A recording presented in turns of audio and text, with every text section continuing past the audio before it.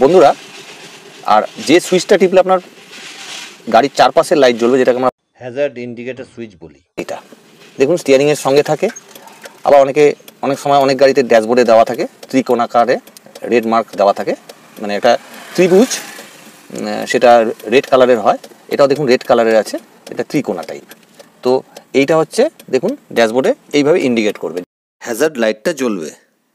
যে দুটো লাইট একসঙ্গে ব্লিঙ্ক করছে, তো এই দুটো লাইট আমরা যখন কোনো চৌমাথা দিয়ে যাব, মানে আমি বাঁদিকেও দেখবো না ডান দিকেও দেখবো না, আমি চৌমাথা সোজা চলে যাব, তখন আমাকে হ্যাজার্ড লাইটটা জ্বালাতে হবে।